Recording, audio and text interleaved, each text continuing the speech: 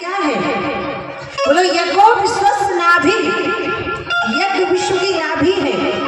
जिस क्षेत्र में यज्ञ हो जाता है, यज्ञ का धुआं यज्ञ तत्व सर्वत्र फैल जाता है, उस क्षेत्र में कभी आपदा बीमारी नहीं आ सकती।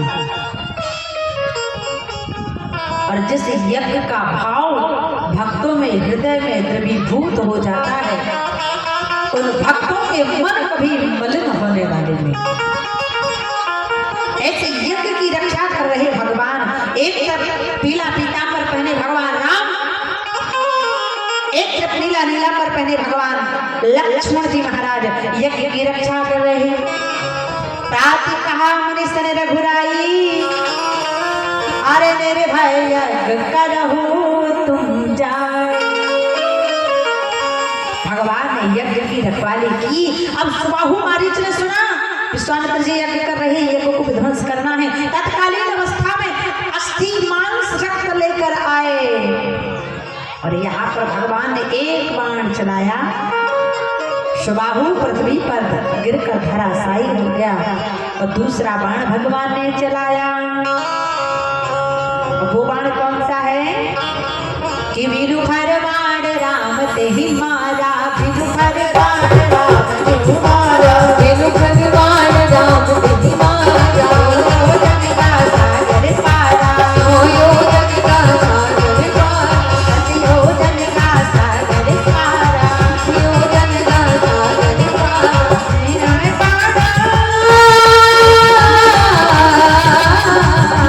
वीरु भर बाण राम ते ही मारा, सोयो सोयो जग का सागर। राम राम सिया राम, राम राम सिया राम, राम राम सिया राम, राम राम सिया राम। श्री राम जय राम जय जय राम, श्री राम जय राम जय जय राम, जय रघुनंदन जय जय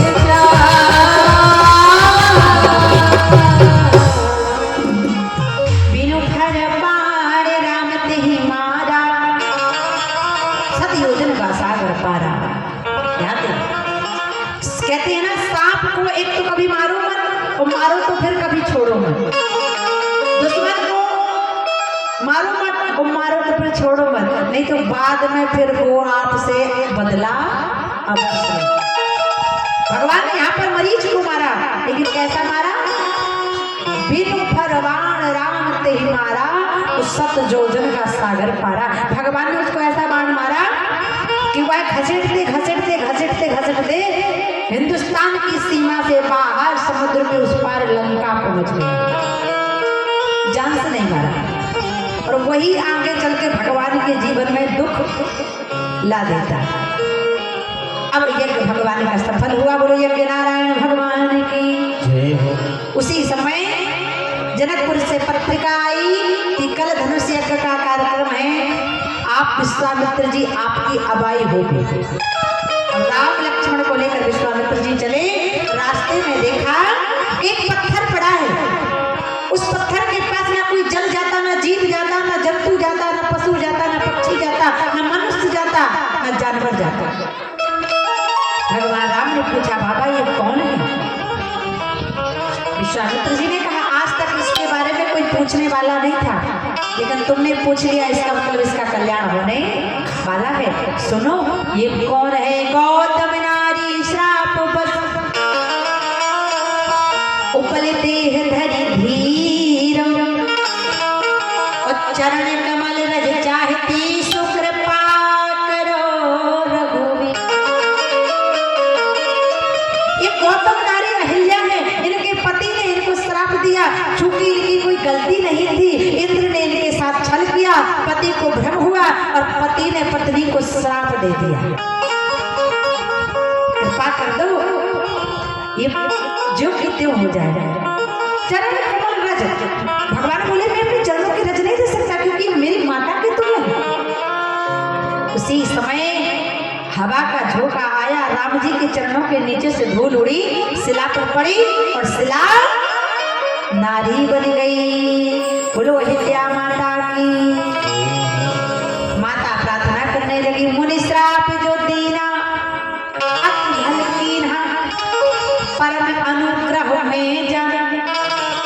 मेरे पति ने बहुत अच्छा श्राप दिया, अगर वो श्राप नहीं देते तो मैं भगवान का दर्शन नहीं कर पाती। अच्छा देखो, कई माताएं सोचती हैं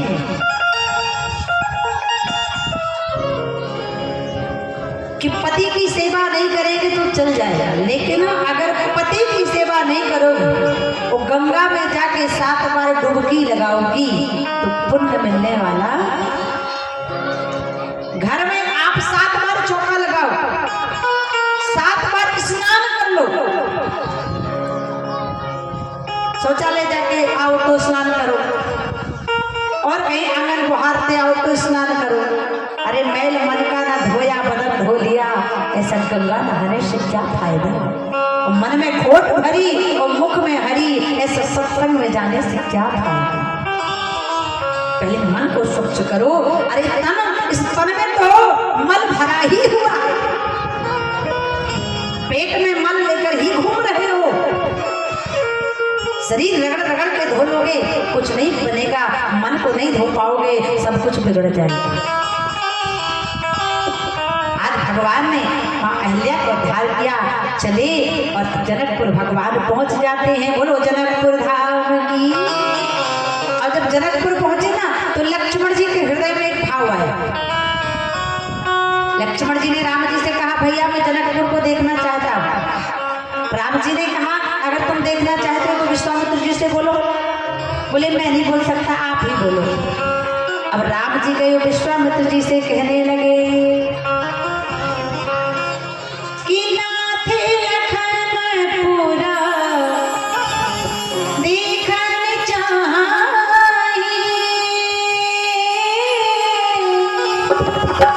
प्रभु सकोच बस प्रकट न करहि।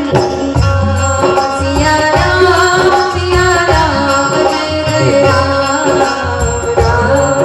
जय राम, सिया राम जय जय राम।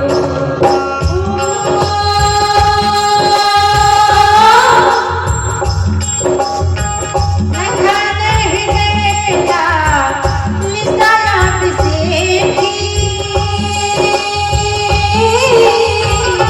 जाहु जनकपुर आबाहु देखी। राम सिया राम जय जय राम, राम सिया राम जय जय राम।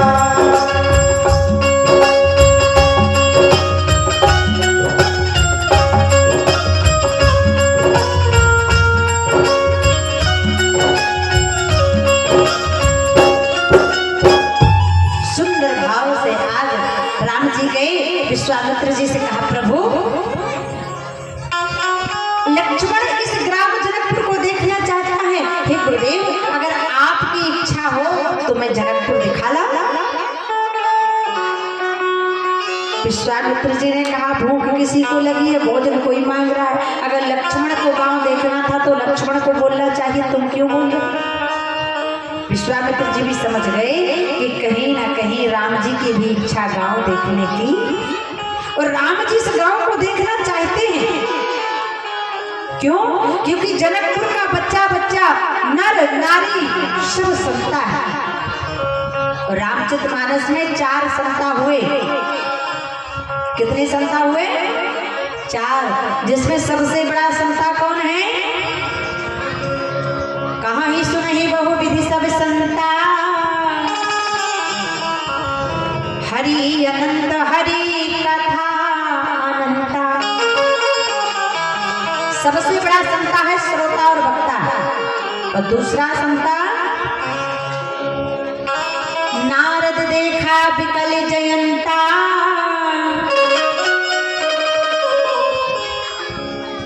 लाली दया कोमल चित संता।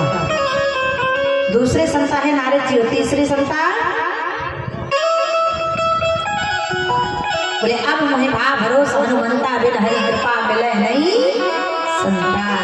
तीसरे संता है हनुमान जी महाराज, और चौथे संता बाबा कहते हैं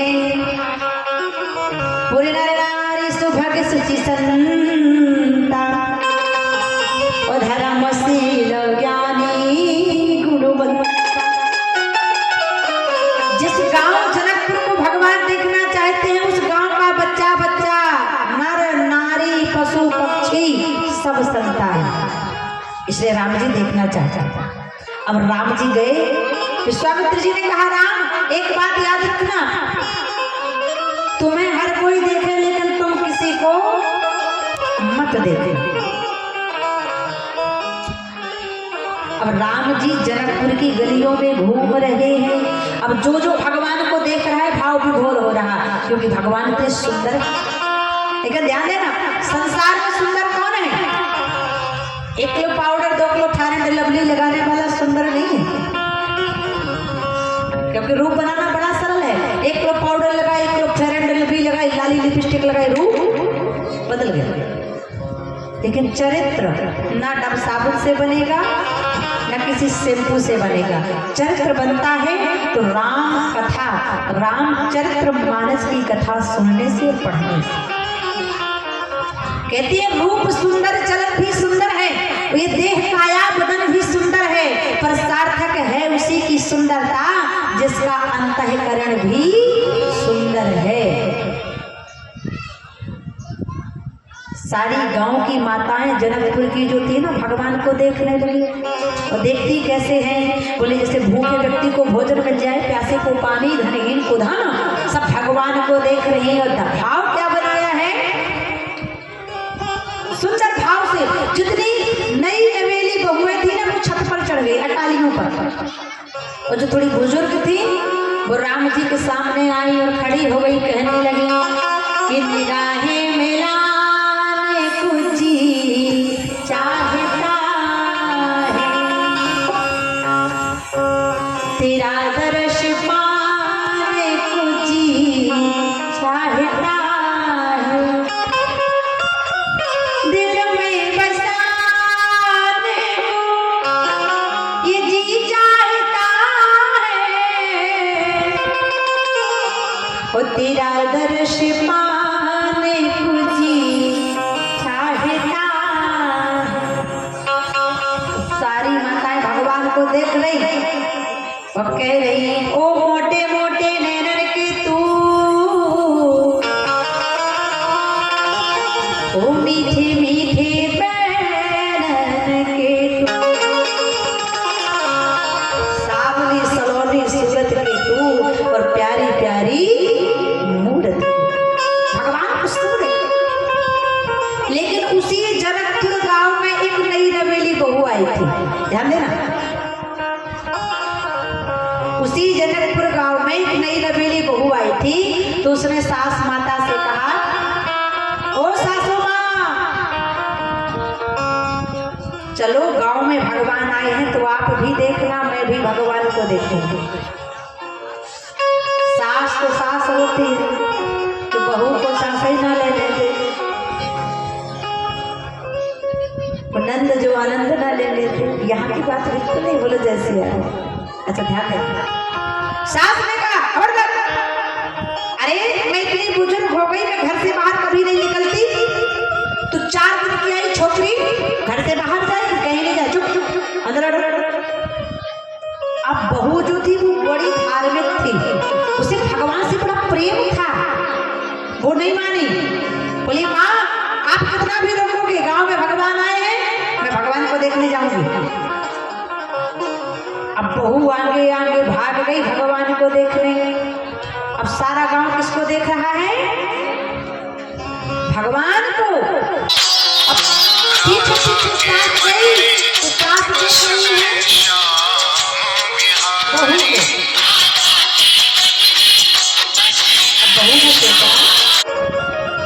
बहू ने सोचा कि मैं तो भगवान को देखने आ गई, लेकिन मेरी सास मुझे मना कर रही थी, अब देखो मेरी सास आई कि नहीं आई। और जैसे ही पीछे मुड़ के बहू ने देखा तो पूरा गांव तो भगवान को देख रहा था, लेकिन सास बहू को देख रही थी। मेरी बहू का आंचल कैसा है, मेरी बहू का पल्लू कैसा है, मेरी बहू के बाल कैसे हैं, कोई गांव का मेरी बहू को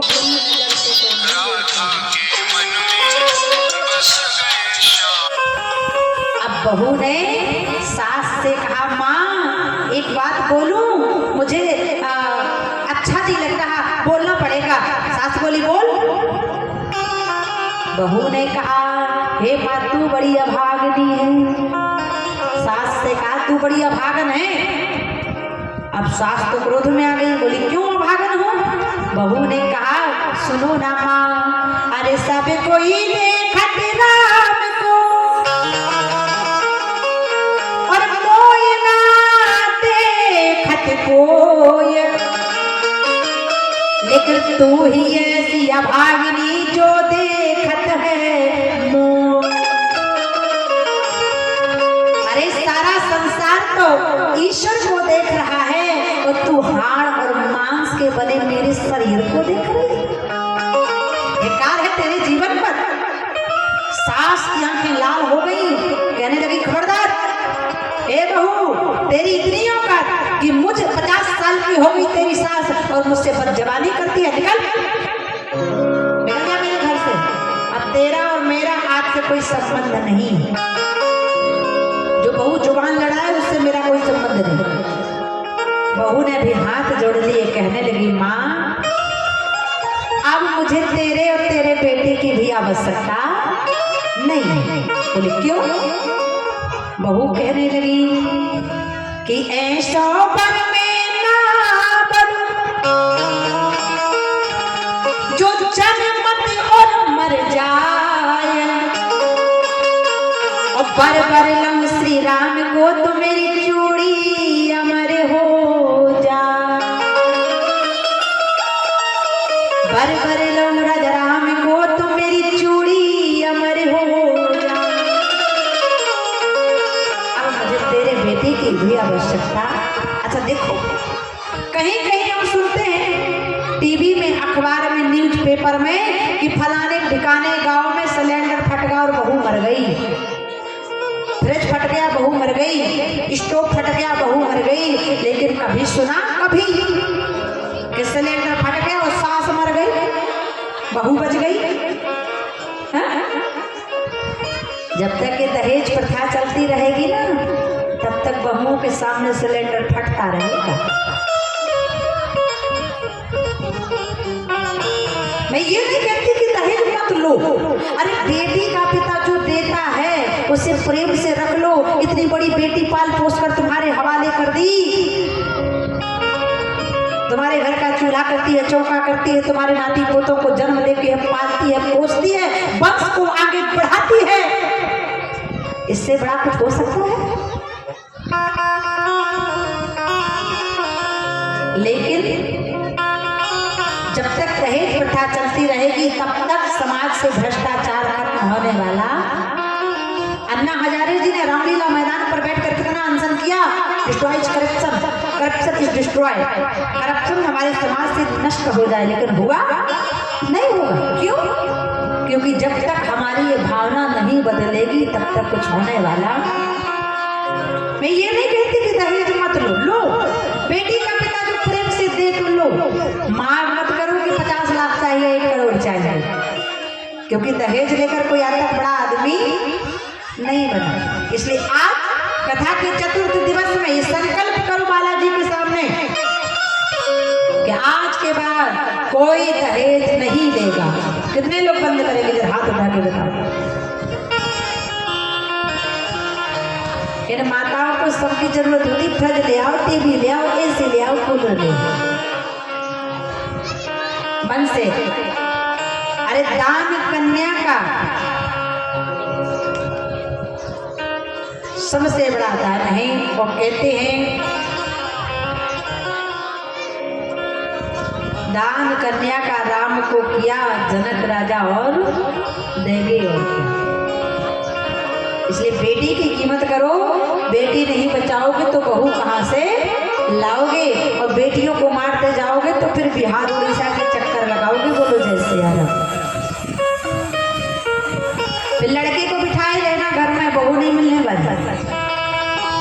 और ये धीरे धीरे स्थिति आ गई है। अब आपने देखा होगा कई घरों में 30+ लड़का बैठा है, लेकिन बहू मिल नहीं रही।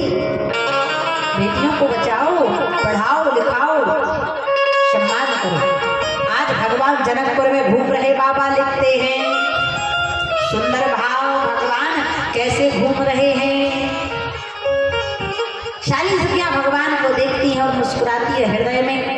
भगवान के भाव को रखती और कहती है, आप भी जब अपने घर के पूजा वाले कमरे में जाया करो ना तो कन्हैया को भाव से भोग लगाया करो।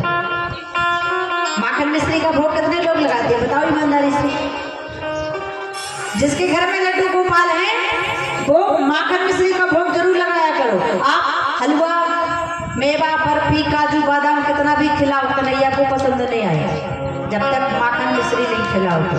और जब माखन मिश्री खिलाओ, तुलसी का दल डालो और भगवान से कहो, क्या कहो? दोनों हाथ उठा के ताली बजा के कहना जरा, जिनके घर में लड्डू गोपाल है उतने लोग ताली भाव से जरूर बजाना और कहना कि मोहन आओ तो सही गिरधर, आओ तो सही।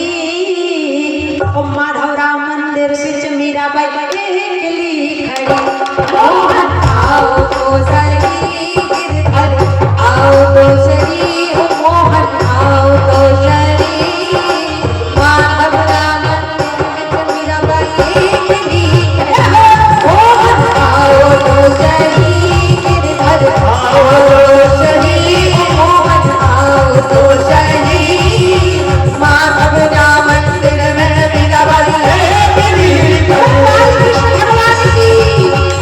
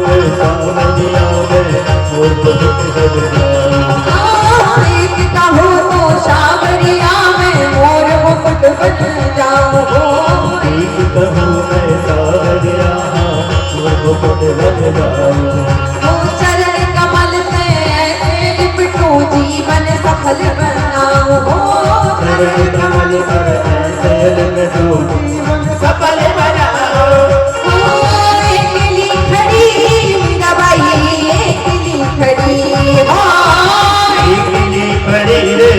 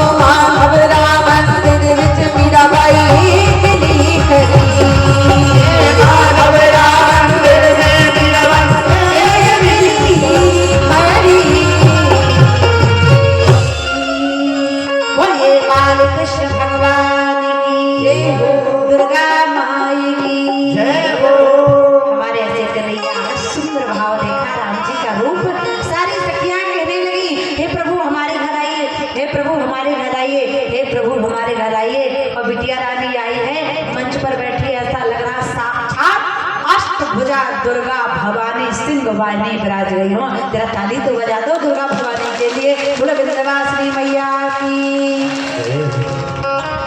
सारी जनकपुर की सखियां कहती हैं, राम जी एक बार हमारी ओर देख लीजिए। अरे निगाहें मिलाने को जी चाहता है। अब भगवान किसी को नहीं देख रहे, पूरा गांव भगवान को देख रहा।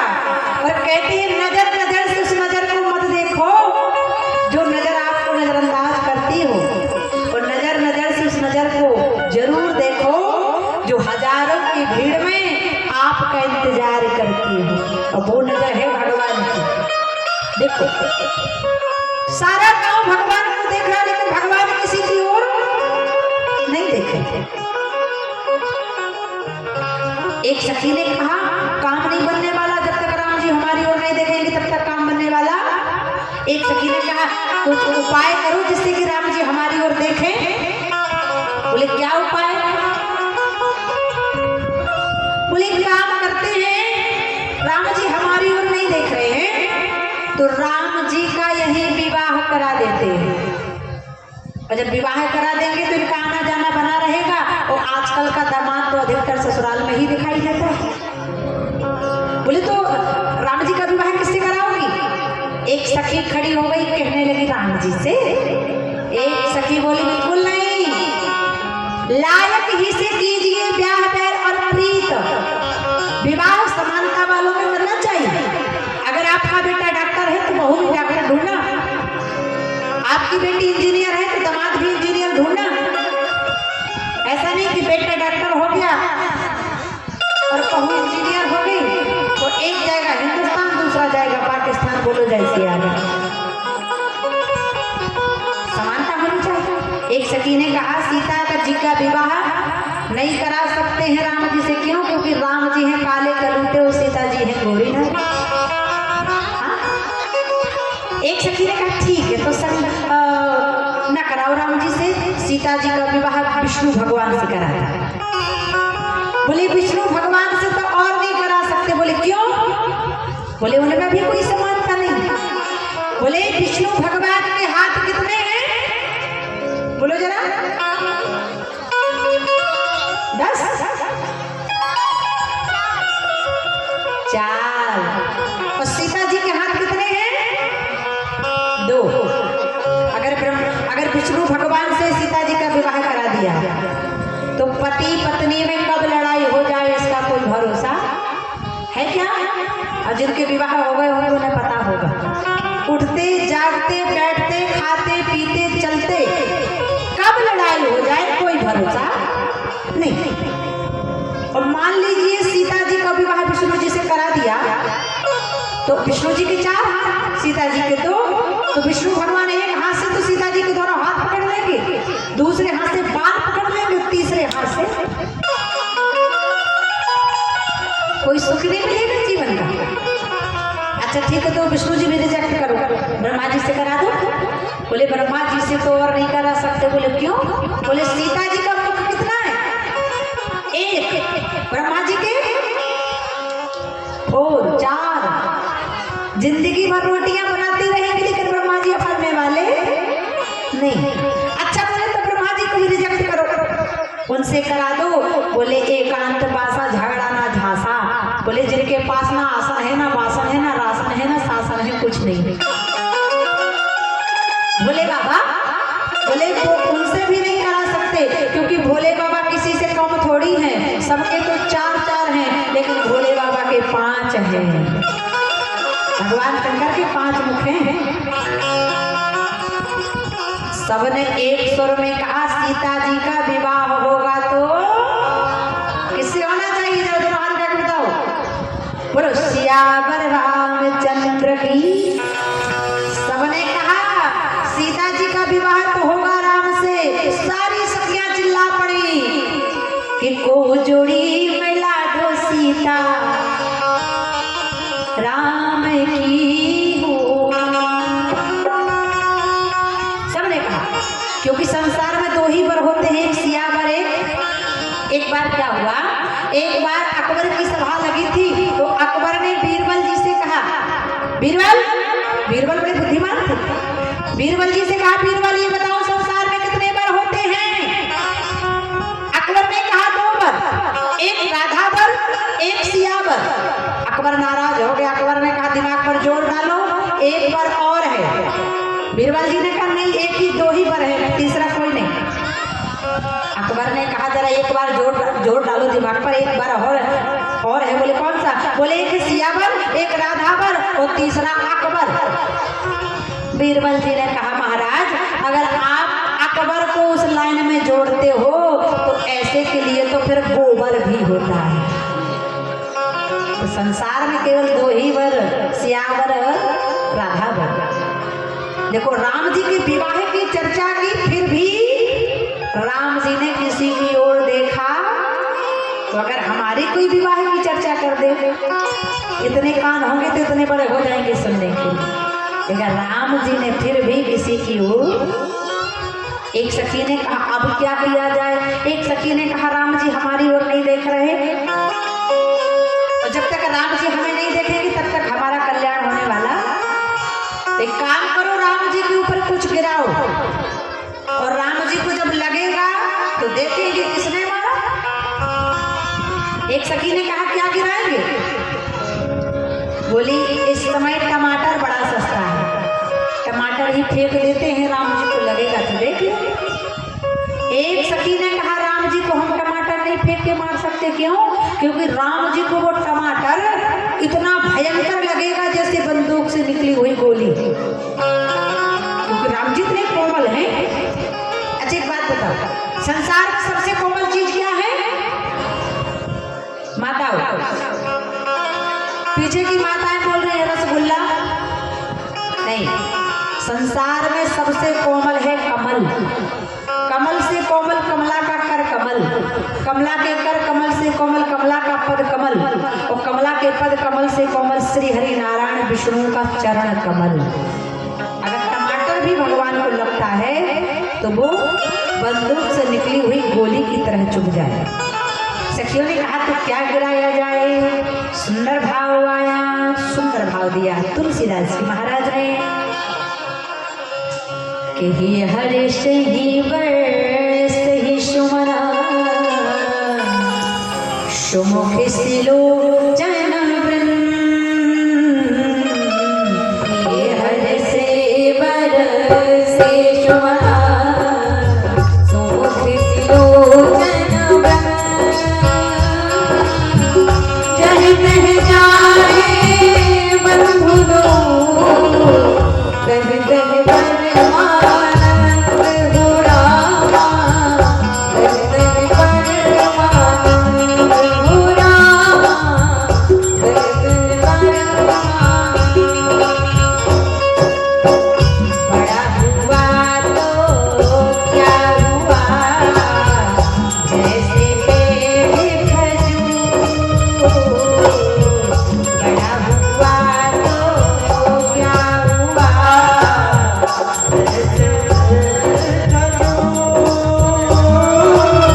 पंछ को छाया नहीं, भले लागे अति दूर कबीरा, भले लागे अति दूर कबीरा, भले लागे अति दूर रामा, भले लागे अति दूर।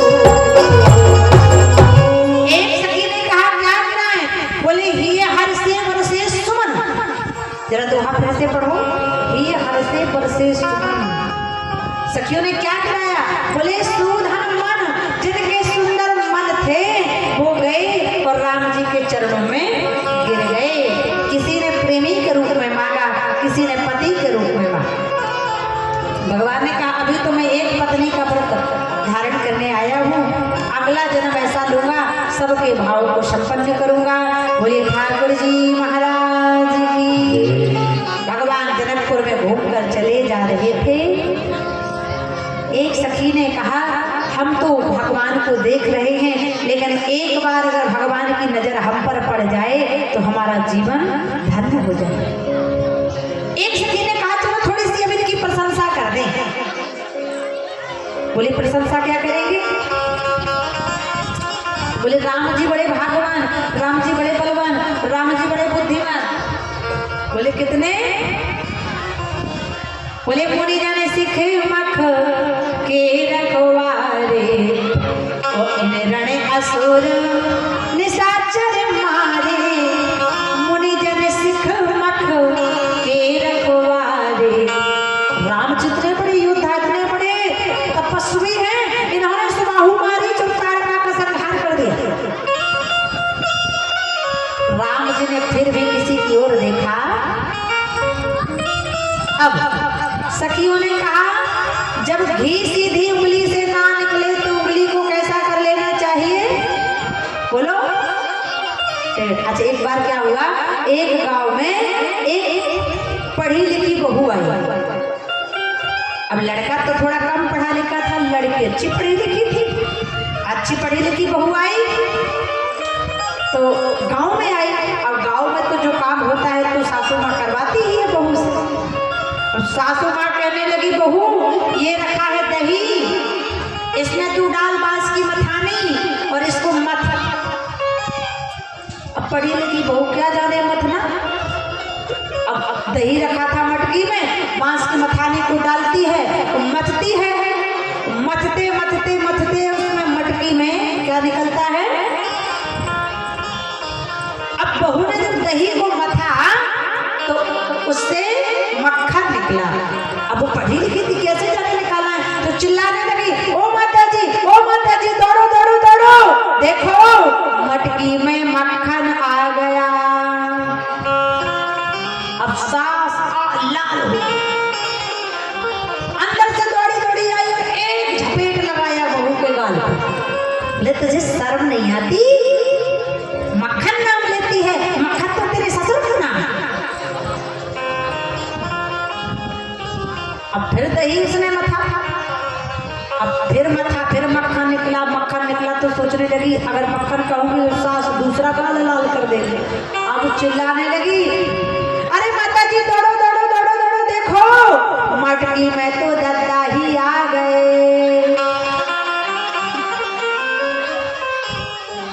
तो ऐसा कभी कभार हो जाता है, लेकिन कहते हैं आज राम जी के लिए कहा। सारी सखियां भगवान को देख रही। एक सखी ने कहा अब तो कुछ ना कुछ राम जी की बुराई करनी पड़ेगी। बोले बुराई कैसे करनी पड़ेगी? बोले सुनो सुनो सुनो, तुम्हें पता है मैं राम जी को जानती हूँ। दूसरी सखी कहती है तुम राम की बात करती हो, मैं तो राम के बाप को भी जानती हूँ। बोले अच्छा, राम के पिता कौन है? सारी सखियां कहने लगी ए दो नप दशरथ के डोठा, बाल मरालम के कर दो। ये चक्रवर्ती चक्र चूड़ामणि महाराज दशरथ के पुत्र राम लक्ष्मण है। अब लक्ष्मण जी ने कहा भैया यहाँ पर हमारी मौसी आ गई क्या? जब हमारे पिताजी के बारे में जान रही है।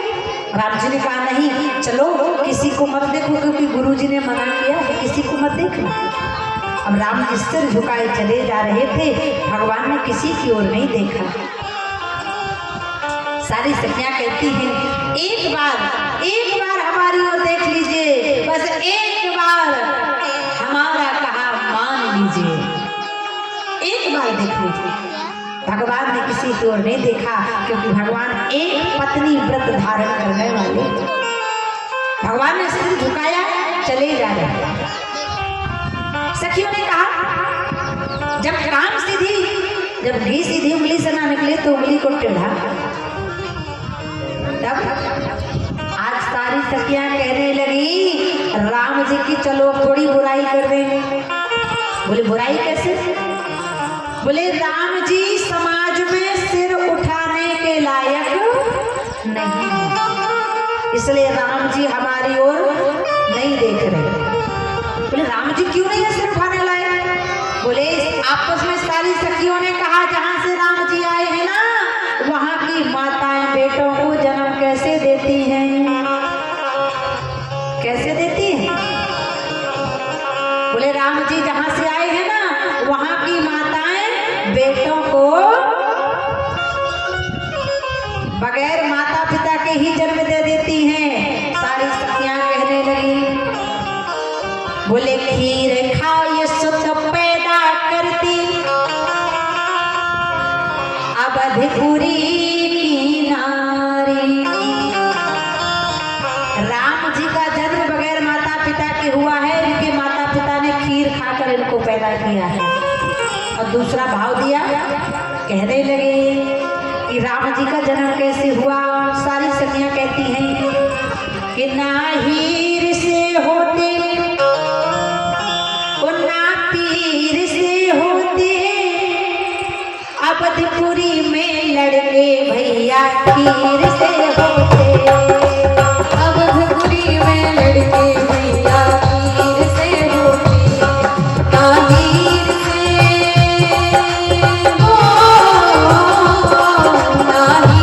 से होते, ना पीर से होते, अवधपुरी में लड़के भैया खीर से होते।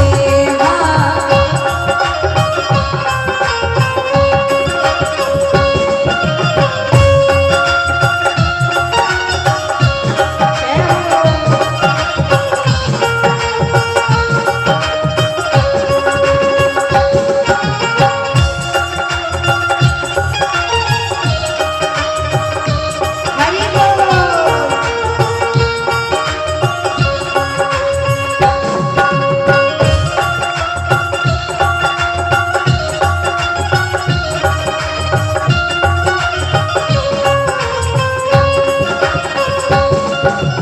अवधपुरी में लड़के भैया खीर से होते। अवधपुरी में लड़के भैया खीर से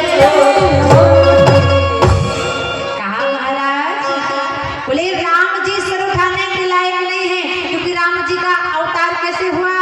बोले अयोध्या की माताएं बेटों को कैसे जन्म देती हैं। बोले ना हीर से होते, हीर का मतलब स्त्री, और ना पीर से होते, और अवधपुरी में लड़के भैया खीर से होते।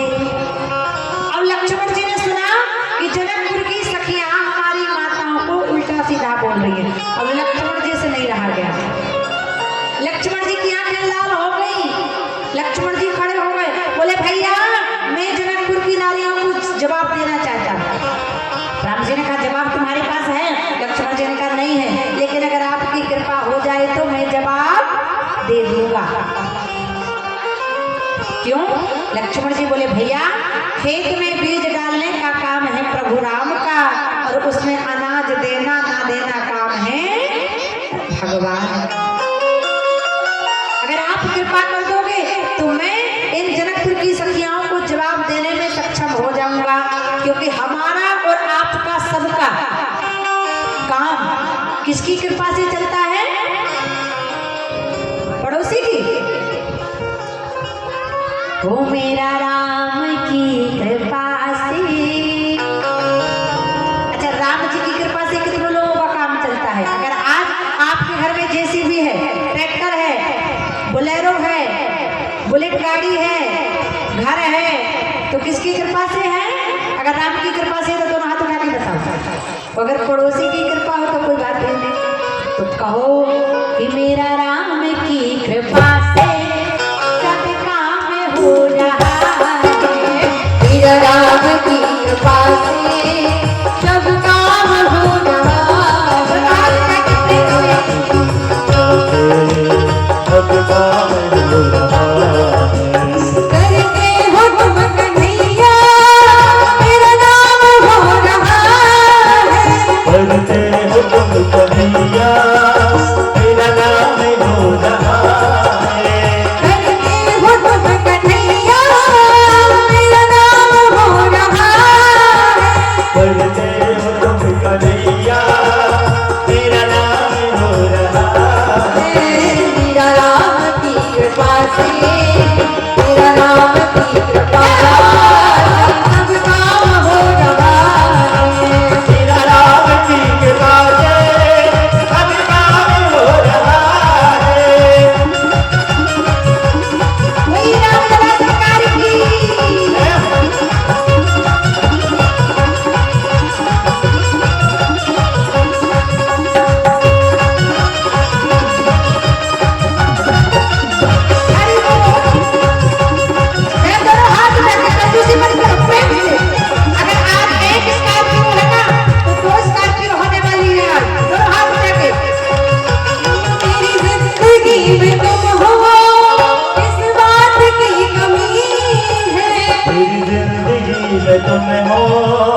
इस आदि की जमी है।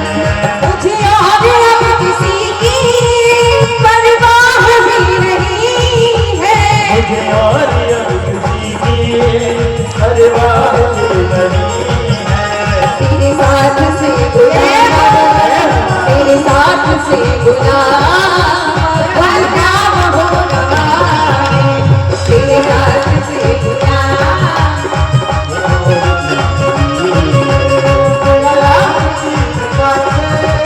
अब जान हो रहा है।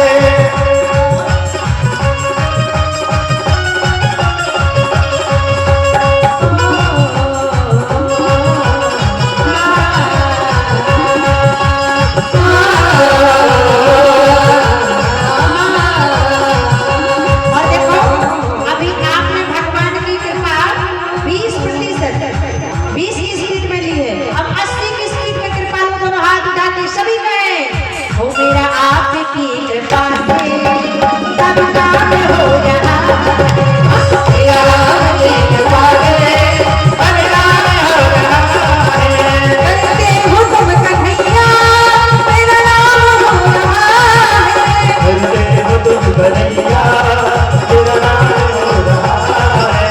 करते हैं मेरी राह, मेरा नाम हो रहा है। करते हैं तेरे नाम में तेरा नाम हो रहा है। करता नहीं कुछ भी, करता नहीं कुछ भी, सब काम हो रहा है। तेरा गीत गाजे सब नाम हो रहा है। तेरा नाम की कृपा से सब काम हो रहा है। तेरा नाम की कृपा से सब काम हो रहा है। बोलिए भक्तवत्सल भगवान की हो मेरा आपकी कृपा से सब काम हो रहा है। भगवान की कृपा से सबका काम चल रहा है। अब भगवान ने कहा ठीक है जाओ लक्ष्मण जी जवाब दे दो। अब लक्ष्मण जी खड़े हो गए, कहने लगे सुनो जनकपुर की सखियाओ, अगर हमारा जन्म खीर खा के हुआ है तो हमें भी पता है आपके यहाँ बेटियां कैसे पैदा होती हैं। सखियों ने कहा बताओ कैसे होती हैं। अब लक्ष्मण जी ने कहा सुनो हमारा अगर जन्म खीर खा के हुआ है तो हमें भी पता है आपके यहाँ बेटियां पैदा कैसे होती हैं। बोले खेत जोत बिटिया पैदा करती जनकपुरी की नारी। बोले दूसरा भाव लक्ष्मण जी ने कहा आपके यहाँ बेटी कैसे पैदा होती है। बोले ना और से होती और न किसी छोर से होती, और जनकपुरी में बिटिया धरती फोर के होती। जनकपुरी में बिटिया धरती फोर के होती। नार से हो, नार से होती है, ना छोर से होती। जनकपुरी में बिटिया धरती फोर के होती। जनकपुरी में बिटिया धरती फोर के होती। बोले भक्तवत्सल भगवान की बताइए। यहाँ तो कथा चल रही, पीछे की मैया को देखो मुंह खोल के सो रही। अरे मुंह बंद कर ले मच्छर अंदर चला जाएगा। भगवान की कथा में कभी सोनो न सो जाएगी ना मैया तो गड़बड़ है जाएगो। या से आंखों को खुली रख, मुंह से राम नाम कहे तब कल्याण होएगो, नहीं तो एक बार क्या हुआ, एक जगह कथा चल रही थी, खूब भीड़ आई कथा में। अब पत्नी तो रोज कथा में जाती थी, पति नहीं जाता था। पत्नी ने एक दिन कहा कि आपको जाना पड़ेगा, आपको मेरी कसम है। अब पत्नी ने कसम रखी तो पति गया। अब मन तो था नहीं कथा में, जो पीछे गया और खंभे से टिक के सो गया। और जब सो गया तो कथा में इतनी भीड़ हुई कि उसी भीड़ में एक कुत्ता महाराज भी पहुंच गए। अब कथा विश्राम हो गई, पति घर गया। पत्नी ने कहा कथा सुनने गए थे, बताओ कौन सी कथा हुई आज देवी जी ने, कौन सी कथा सुनाई, कैसी थी कथा। अब कथा सुनी हुई तो बताए। कहने लगा राम राम चुप हो जाओ, उस कथा के बारे में बात मत करो, वो तो कथा इतनी खराब थी कि खारी खारी लग रही थी। इसलिए ऐसा मत करना, पांचों इंद्रियों को सुसुप्त अवस्था में नहीं, जागृत अवस्था में बिठा के कथा सुना। बोलो बाल गोपाल भगवान की। आज संवाद हुआ, लक्ष्मण जी ने कहा तो आज घूमकर भगवान जनकपुर से और आज विश्वामित्र जी के पास गए।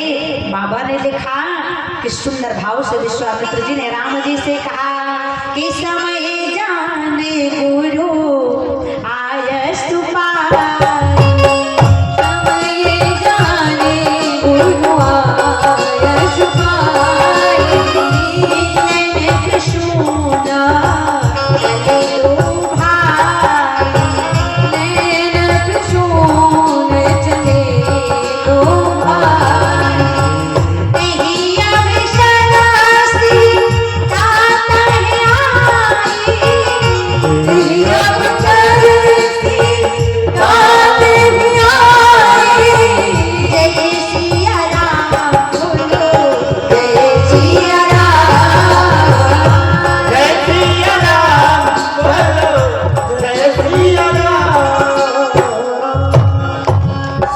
आज विश्वामित्र जी ने कहा राम समय जानी गुरु आय सुपाई।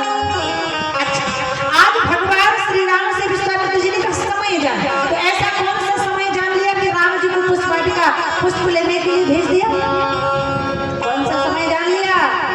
बोले गिरिजा पूजन जननी पठाई, सुसमय जान गुरु आय सुपाई। अच्छा ध्यान देना, आज माता सुनैना ने माता सीता का विवाह करने के पूर्व सीता जी को कहाँ भेजा? मंदिर। बोले गिरजा पूजन जननी पठाई। और आजकल की माँ कहाँ भेजती है? सुनैना जी ने कहाँ भेजा? बोले गिरिजा पूजन जननी पठाई। और आजकल की माता ब्यूटी पार्लर पठाई। मैं ये नहीं कहती ब्यूटी पार्लर मत भेजो, भेजो, पहले माता रानी के मंदिर भेजो, माता से आशीर्वाद दिलाओ बिटिया को, इसके बाद फिर जो संसारिक कर्म है उनको करो। पार्वती जी के मंदिर भेजा सीता जी को माता ने, यहाँ से सीता जी आ रही है, वहां से राम जी गए, लेकिन राम जी की मर्यादा देखो, राम जी पुष्प वाटिका के गेट पर खड़े हो गए और भगवान राम ने मालियों से पूछा। आजकल हम बड़े बड़े ताले तोड़ देते हैं लेकिन किसी से पूछते, लेकिन राम जी ने 2-4 पुष्प तोड़े तो मालियों से पूछा भैया हमें पुष्प चाहिए, बगीचे के अंदर चले जाए। माली ने कहा मेरे बगीचे में पुरुषों का आना मना है। लक्ष्मण जी ने कहा पुरुषों का आना मना है तो तुम कौन हो, जेंडर हो कि वेंडर? हाँ? तुम कौन हो, जनाना हो कि मर्दाना? माली ने तो कहा मैं तो पुरुष हूँ। कहते हैं ना इन हाथों की शोभा होती है दान करने से, अच्छा खाने से नहीं होती है। इन हाथों की शोभा होती है दान करने से। नारी की शोभा होती है उसके मांग की सिंदूर से, और बंदर की शोभा होती है उसकी पूंछ से, और पुरुष की शोभा होती है उसकी, काफी समझदार है बताना नहीं पड़ेगा, क्योंकि जिसके नहीं है मूंछ उसके नहीं है कुछ, बोलो जैसे आया। वेद कहता है जिस पुत्र का पिता जीवित हो उस पुत्र को कभी मूंछ मुंडन नहीं कराना चाहिए, लेकिन आजकल मूंछ मुड़ाए भय सन्यासी, बोलो जैसे आया। आज भगवान श्री राम देखो कितना सुंदर भाव। राम जी ने पूछा मालियों से, मालियों ने कहा मेरे अलावा यहाँ कोई मर्द नहीं आ सकता, अगर आपको पुष्प चाहिए तो ये बगीचा किशोरी जी का है, अगर उनके नाम का जयकारा लगा दोगे तो पुष्प मिल जाएगा। अब लक्ष्मण जी आए, बोले भैया सब कुछ करना लेकिन होने वाली भाभी के नाम का जयकारा मत लगाना, क्योंकि कहते हैं अगर व्यक्ति एक बार ससुराल में झुक गया तो सारी जिंदगी भर ससुराल में झुकता है।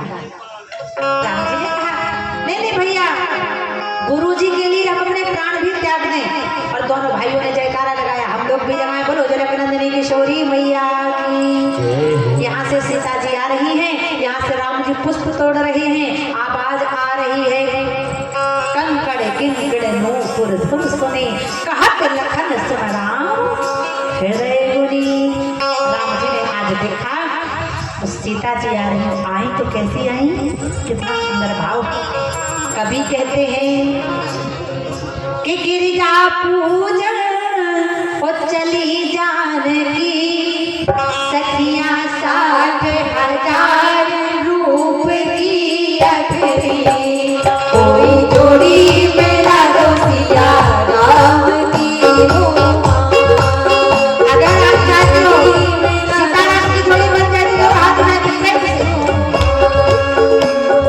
गिरिजा पूजन चली जानकी सखियां 60,000 रूप की अखरी ओ जोड़ी मेरा दोसिया राम की हो।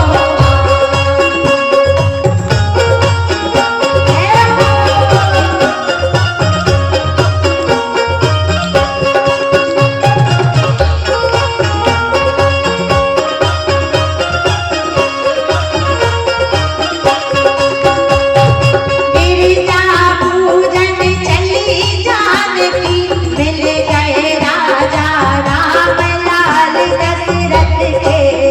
गिरिजा पूजन चली जानकी मिल गए राजा राम लाल दशरथ के।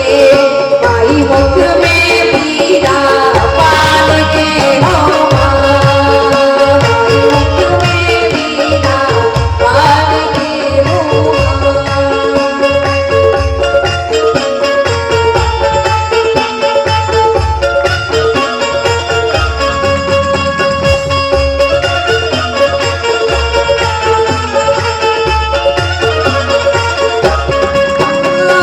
सुर नर मुनि सब ध्याने हैं तेरा ध्यान लगाए तेरा ध्यान लगाए। ब्रह्मा विष्णु सदाशिव तुम शीस झुकाए सुन लो रज देवी शारदा हो मां तुम सुनियो रज देवी शारदा हो मां।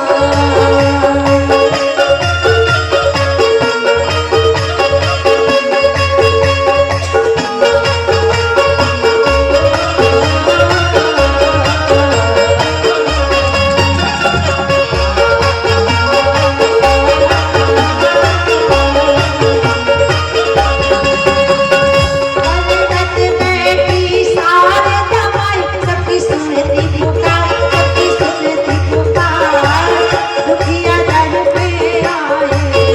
भगवत बैठी माई शारदा सुनती पुकार मैया सुनती पुकार दुखिया आए द्वारे कर दो उद्धार सुन लो रज देवी शारदा हो मां सुनियो रज मैया शारदा हो मां।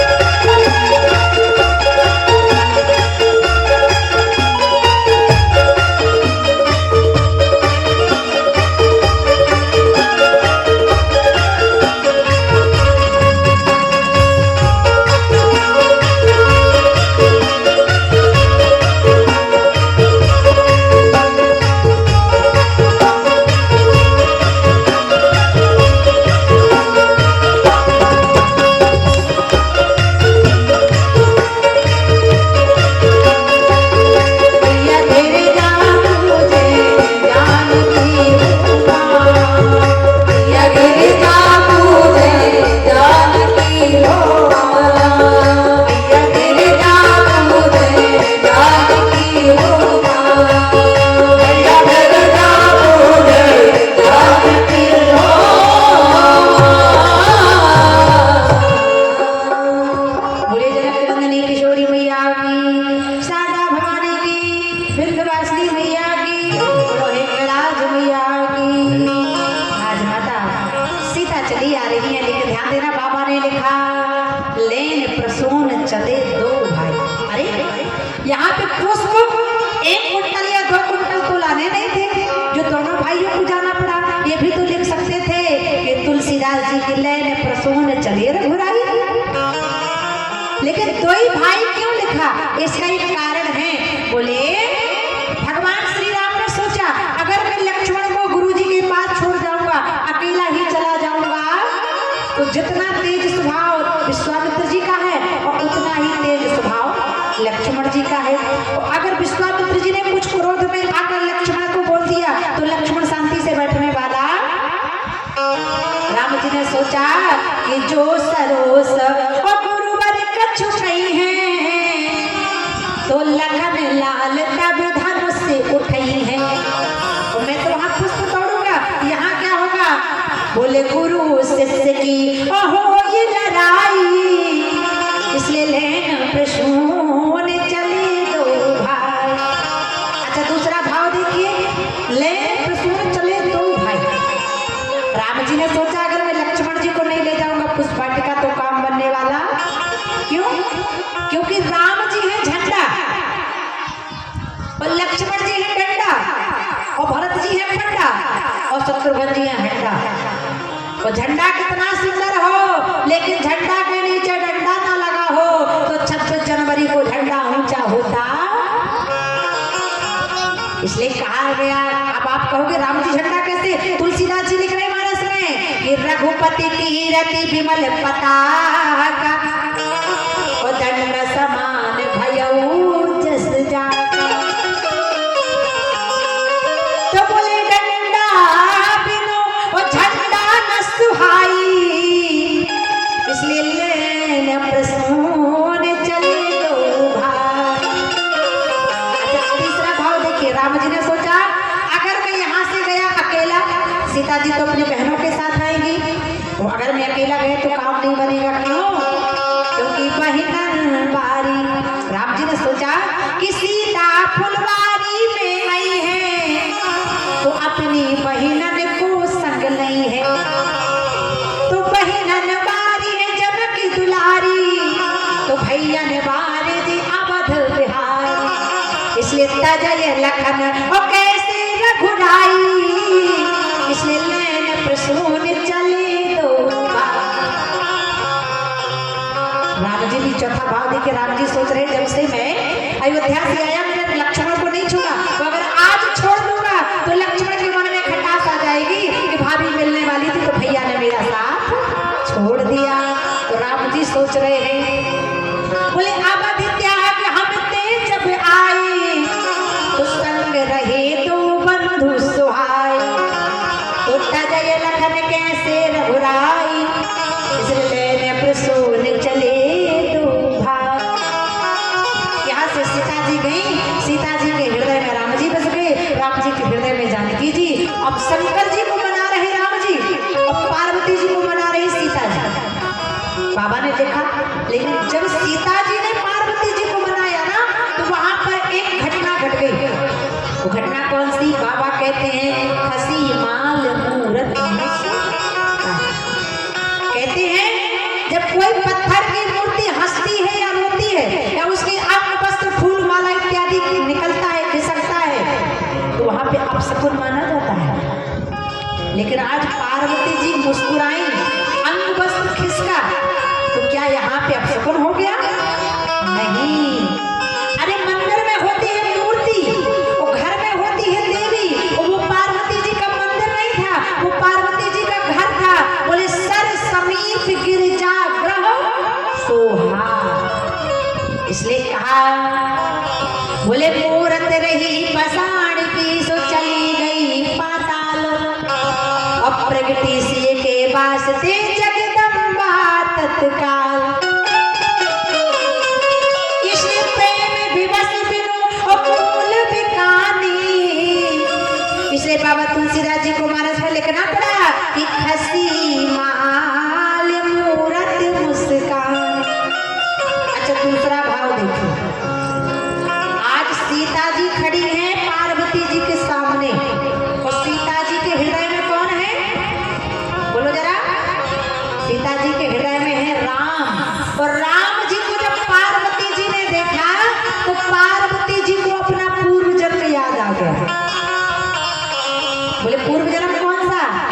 बोले पार्वती जी सोचने लगी, बोले सीता हृदय और देखी रघुराई तो सती जन्म की सुध हो आई। अरे तो वही राम है, इन राम के पीछे मेरे पति ने मेरा त्याग कर दिया था, जब तो ये राम बहुत दूर थे, अब तो ये घर में ही हमें अब ना जाने क्या होने। पार्वती जी सोच रही हैं, बोले शिव सने जौन और वियोग करावा सीता हृदय बैठ सोइयावा। सोइया है ये देख वो गिरिजा घबरानी। तो बाबा तुलसीदास जी को मानस में लिखना पड़ा, एक हंसी माल मूरत मुस्कान। अच्छा तीसरा भाव देखो, सीता जी खड़ी वरमाला लिए और सीता जी सोच रही है कि अगर मैंने ये माला पार्वती जी के गले में पहना दी तो गड़बड़ हो जाएगी, क्योंकि पार्वती जी के आधे अंग में कौन है? कौन है पार्वती जी के आधे अंग में? भोले बाबा। और किसी की पत्नी के सामने किसी के पति को माला पहना दो तो पत्नी शांति से बैठने वाली है? पार्वती जी के सामने खड़ी सीता जी सोच रही है, अगर यही माला मैं आधे अंग में पहनाऊं कि पार्वती जी के गले में बस जाए, भोले बाबा के ना जाए, तो किसी के गले में आधे अंग में माला डालो तो रुकने वाली। तो सीता जी सोच रही हैं कि माला पूर्ण अंग महेंद्र है तो निकर शंभु तब झगड़ा कर है। माला अर्धे अंग महंगारी सोच रही मिथिलेश दुलारी। अगर आधे अंग में डालती हूँ तो ये माला रुकने वाली कि रुकी ना मालो ओ गिरी महियानी। इसलिए बाबा तुलसीदास जी को लिखना पड़ा, खसी माल मूरत मुस्कान। चौथा भाव देखियो, अब पार्वती जी मुस्कुरा रही क्यों? सोच रही है कि सीता जी पर तो अपना पहले से चुनाई हो, मुझसे कहती है अच्छा कर दो। बोले पर तो प्रथम आप चुने आई सोच रही गिरिजा मन माही। तो यह देख गिरिजा हरसानी बाबा को लिखना पड़ा, खसी माल मूरत मुस। अरे जानकी प्यारी के वो जनक दुलारी के मन में बसे हैं राजा राम। जानकी प्यारी के जनक दुलारी के मन में बसे हैं राजा राम। सखिया मेरी सखी जानकी प्यारी के जनक दुलारी के मन में बसे हैं राजा राम। जानकी प्यारी के जनक दुलारी के मन में बसे हैं राजा राम। बोलो जनक नंदनी किशोरी मैया की। अब तत्काल सीता जी का भाव दिखा देखो, मानो अब बस कुछ ही देर बाद भगवान का विवाह होने वाला है। अब कितने लोग चाहते हैं कि जल्द से जल्द हो जाए? दोनों हाथ उठाकर बताओगे। अब जितने लोगों ने हाथ उठाया है उतने लोगों को तो नाचना पड़ेगा। अगर नहीं नाचोगे ना तो फिर ठाकुर जी नाराज हो जाएंगे। अब उनके हाथों में लग जाए ताला, सबावन वाला, अलीगढ़ वाला, जो भगवान की कथा में ताली ना बजाए बोलो जैसे यार, और उनके पाँव में पड़ जाए छाला, जो भगवान के विवाह में खड़े होकर नाच ना पाए। धिक्कार है उस मनुष्य के तरफ जो भगवान के काम में ना आए। संसार के लिए नाचो तो क्या नाचो, नाचना है तो भगवान के आगे नाचो जहाँ कल्याण होता है। हाँ? बैंड बाजा के सामने खूब नाच, जितने नाचो धूल उड़ा देते हो। अरे ठाकुर जी के यहाँ नाचो, नाचना है तो यहाँ नाचोगे तो फिर संसार में नहीं नाचना पड़ेगा। बोलो वृंदावन बिहारी लाल की। यहाँ पर भगवान ने मनाया, भगवान पुष्प दल लेकर आए। राजा जनक ने घोषणा कर दी कि जो धनुष को तोड़ेगा उसका विवाह जानकी के साथ होगा। देश देश के राजा आए, एक राजा धनुष उठाने के लिए गया, धनुष हिला भी नहीं, दूसरा गया, तीसरा गया, चौथा गया, लेकिन अरे गई न शंभु सरासन कैसे गई न शंभु गई न शंभु सरासन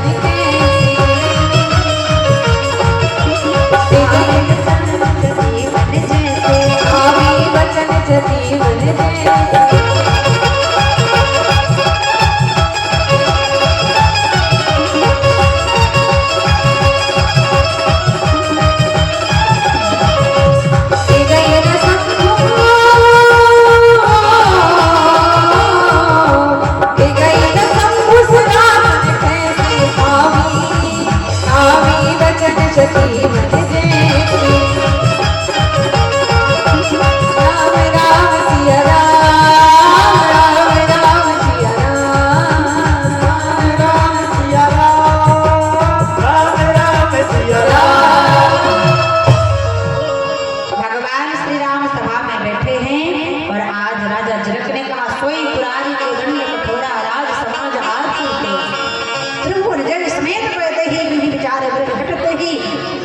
जैसे बाहुबलों में ताकत हो, आओ धनुष को तोड़ो। एक राजा गया, धनुष को हिला भी नहीं पाया। ऐसे करते करते 10,000 राजा गए। एक विद्वान ने कहा भैया धनुष, अरे 10,000 राजा गए थे तो कम से कम हिलना टूटना नहीं था, तो हिल तो जाते। धनुष कहने लगा भैया मैं तो टूट भी जाता, लेकिन मेरे शरीर में हिलने की भी हिम्मत, क्योंकि 10,000 राजाओं के हाथ कितने हुए? 20,000। तब आज जितने राजा आए थे कोई धनुष का विखंडन नहीं कर पाया, धनुष को हिला भी नहीं पाया। राजा जनक अधीर हो गए, क्रोध में आए, बाड़ी अवरुद्ध होने लगी, कहने लगी लगता है पृथ्वी पर कोई ऐसा वीर नहीं जो धनुष तोड़कर मेरी पुत्री से विवाह कर सके। सब राजा निष्काम प्रवृत्ति के हैं, सब राजा निष्फल जा रहे हैं, इसलिए सब हट जाओ, इधर से निकल जाओ। वीर विहीन मही मैं जाने तजहु आस निज निज गृह जाहु, बल्ले खान विधि वै देही विवाह। तब आज लक्ष्मण जी बोले, तब विश्वामित्र जी समझ जान गए और कहा कि उठहु राम भंजन भव चापा, मैं देहु तात जनक परतापा। अब राम जी उठे धनुष तोड़ने के लिए। अब राम जी धनुष तोड़ने के लिए जा रहे हैं। अब राम जी जैसे बीच सभा से जा रहे थे ना, तो एक राम जी का एक राजा आता है और राम जी का कुर्ता पकड़ लेता है,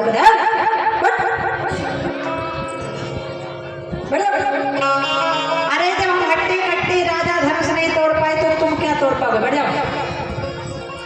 राम जी बैठ गए और दूसरी बार विश्वामित्र जी ने कहा उड़ जाओ राम, नहीं तो राजा जनक के प्राण चले जाएंगे। देखो राम जी को धनुष तोड़ना है तो राम जी कैसे जा रहे हैं? सहज ही चले सकल जग स्वामी, मंत मंजुबर कुंजर। राम जी को धनुष तोड़ना है तो राम जी सीधे तरीके से जा रहे हैं, सरल। और जिन राजाओं के पास कोई बल नहीं था वो अकड़ के जा रहे हैं। जैसे एक बार एक व्यक्ति ने पूरे जीवन काल में सोने की चवन्नी भर सोने की अंगूठी खरीदी। अब उसको लगा कि मेरे पास चवन्नी भर सोना है तो सबको पता चलना चाहिए कि मेरे पास चवन्नी भर सोने की अंगूठी। पूरे बाजार में गया, बबीठा के बाजार में गया, छतरपुर के बाजार में गया, कहता है सेब कैसा दिया, केला कैसा दिया, नाशपाती कैसा दिया, चीकू कैसा दिया, कीवी कैसा दिया। तो लेना देना तो कुछ नहीं, अंगूठी दिखा रहा। उसी बाजार में एक माताजी सब्जी बेच रही थी और वो आधा किलो का सोने का बाजूबंद पहनी थी और फुल ब्लाउज। अब माताजी की दुकान पर गया, कहने लगा माताजी आलू कैसा, भाटा कैसा, पालक कैसा, गोभी कैसा, टमाटर कैसा, प्याज कैसा। लेना कुछ नहीं, अंगूठी। माताजी समझ गई। माताजी ने ब्लाउज की बाहों पर की, आधा किलो का बाजूबंद निकाला। उस लड़के ने पूछा आलू कैसा, बैगन कैसा, प्याज कैसा, टमाटर कैसा। माताजी ने कहा आलू ऐसा, टमाटर ऐसा, भट्टा ऐसा। जैसे कुछ ऐसा जवाब दे दिया जो तो को वो काटा उसको बोल तू भाला, और वो भी प्यारे क्या कहेगा, पड़ा किसी से पाला। राम जी है आज बाजूबंद। शहर चले, भगवान मंच पर पहुंचने वाले थे। सीता जी ने सोचा राम राम, ये इनको तो मैंने पुष्पाटिका में देखा था, 2-4 पुष्प तोड़े थे तो पसीना आ गया। वो धनुष तोड़ेंगे तो पता नहीं बॉर्डर चढ़ाना पड़ जाए।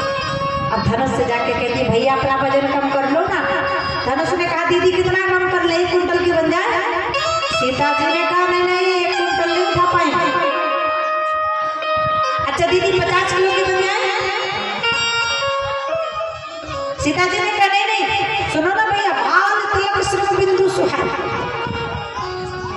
4 पुष्प तोड़े थे तो भगवान को पसीना आ गया था, 50 किलो नहीं उठा पाएंगे, और कम कर लो।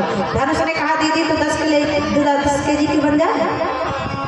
सीता जी ने कहा 10 केजी भी नहीं उठा सकते। धनुष ने कहा 5 केजी, 5 किलो की बन जाए। सीता जी ने कहा भैया सुनो ना, भाल तिलक श्रम बिंदु सुहाई। भगवान 5 किलो भी नहीं उठा पाएंगे। धनुष ने कहा तो 1 किलो की बन जाए। बोले 1 किलो भी नहीं उठा पाएंगे। धनुष ने कहा तू 50 ग्राम की बन जाए। सीता जी ने कहा 50 ग्राम भी नहीं उठा पाएंगे। अब धनुष को क्रोध आ गया। धनुष ने कहा दीदी ऐसे लड़के से विवाह क्यों करती हो, कुकुर तुषार है। जब 50 ग्राम नहीं उठा सकता तो जीवन का भार क्या उठाएगा। पिताजी ने कहा वजन कम कर लो, विवाह तो राम जी से ही करना है। बोले तो वजन कहाँ डालें। बोले जितने भी लोग कथा पंडाल में बैठने की बजाय खड़े हैं उनके ऊपर सारा अपना वजन डाल दो। लिखा तुलसीदास जी ने, निज जड़ता लोगन पर डारी। जितना वजन था सब राजाओं पर डाल दिया। अब राम जी मंच पर पहुंचे। अब राम जी ने धनुष को उठाया। जरा दोनों हाथ उठा लो। राम जी धनुष तोड़ने वाले। ऐसे ताली बजाना कि राम जी जब धनुष तोड़े तो राम जी की सखिया, राम जी का गांव, राम जी का क्षेत्र सब खुशहाल हो जाए। दोनों हाथ उठा के राम जी के धनुष में सब सहयोग करो और ताली बजाओ। और राम जी धनुष तोड़ने वाले हैं। बोले ते चढ़ावत खेचत गाड़ी, लेत चढ़ावत खेचत गाड़ी। आहु न लखा देख सब ठाड़े, आहु न लखा देख सब ठाड़े। नहीं चने राम माथे धनु तोरा, नहीं चने राम माथे धनु तोरा। हरे भुवन धुन घोर कठोरा, हरे भुवन धुन घोर कठोरा। सीताराम सीताराम श्री राम जय राम जय राम जय रघु जय रघुनंदन जय सिया राम, जय रघुनंदन जय सिया राम। राम राम सिया राम, राम राम सिया राम, राम राम सिया राम, राम राम सिया राम।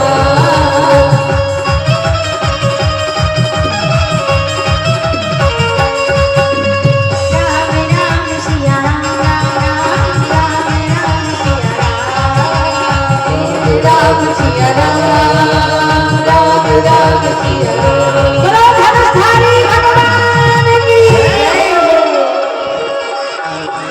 भगवान श्री राम ने धनुष को तोड़ दिया। बोलिए राजा रामचंद्र भगवान की। धनुष के 2 टुकड़े पड़े। भगवान ने जब धनुष तोड़ा ना, सूर्य के घोड़े अपना मार्ग भूल गए, अंधेला छा गया। उसी समय एक राजा गया और दोनों टुकड़ों को उठाकर लाता है, गले में पहन लेता है। अरे मैंने तोड़ा मैंने तोड़ा। उसी समय परशुराम जी आ गए। हालत राजा की खराब। तत्काल काल कर तब महाराज परशुराम जी ने कहा अरे सठ मूर्ख जनक, धनुष किसने तोड़ा। राजा कांपने लगा, हालत खराब। बोले महाराज कह रहे नहीं, किस लड़कुआ राम ने तोड़ा। परशुराम जी से संवाद हुआ। भगवान ने सुंदर जवाब दिया। हे प्रभु सुनिए ना,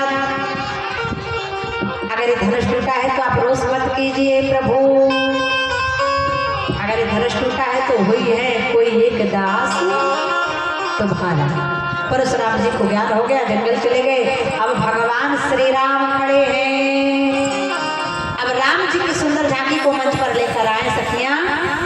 जितनी सखियां हैं हमारी, जिन्होंने भगवान को तैयार किया, चाहे वो सोनाली सखी हो, ज्योति सखी हो, पूजा सखी हो, डॉली सखी हो, प्रियंका सखी हो, सबने मिलकर भगवान को सजाया है। ये मत समझना कि ये फलाने की बेटी है, फलाने की बेटी है। आज जो प्रभु की झांकी बनी है ना, इसमें अंश भगवान का है। इसलिए सब प्रेम के साथ अब राम जी की झांकी हमारे मंच पर आ रही है। इसलिए सभी लोग ताली बजाना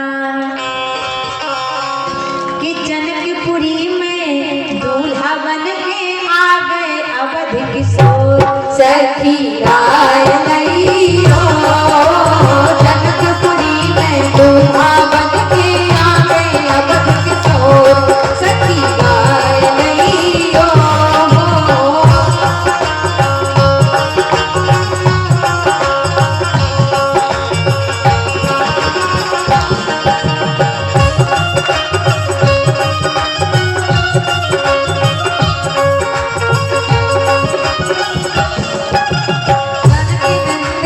प्यारी प्यारी सावन अवध किशोर सखी गाय लइयो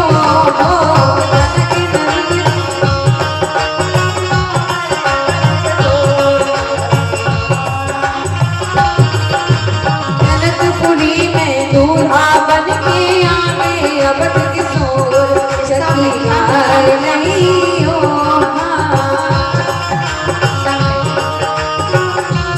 भगवान को सामने ले आओ।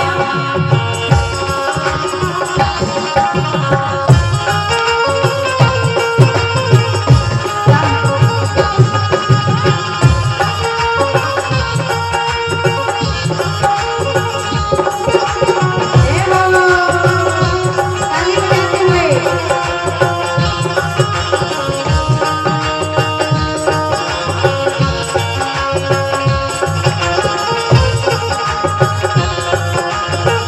बोलो दूल्हा राम की सरकार की जय।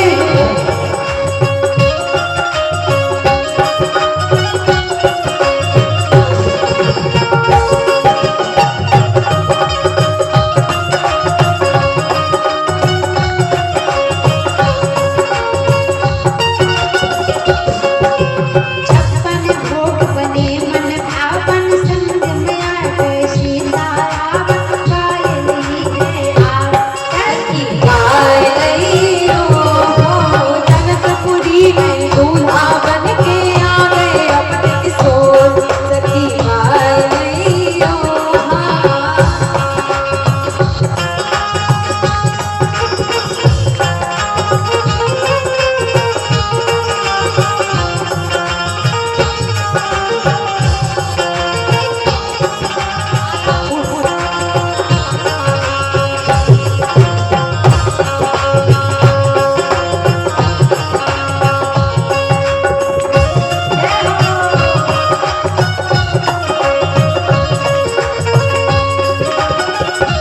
सखी गाय लइयो सखी गाय लइयो सखी गाय लइयो गाय लइयो बोलिए दुल्हा राम जी सरकार की जय हो अब भगवान के हाथ में माला दे दो, क्योंकि अब जयमाला होने वाला है। श्री रघुवर कोमल कमल नयन को पहना हो जय माल। सखियों, जितनी सखियां हैं भगवान के हाथ में माला दे दें। भगवान को आमने सामने खड़ा कर दो, क्योंकि जयमाल होने वाला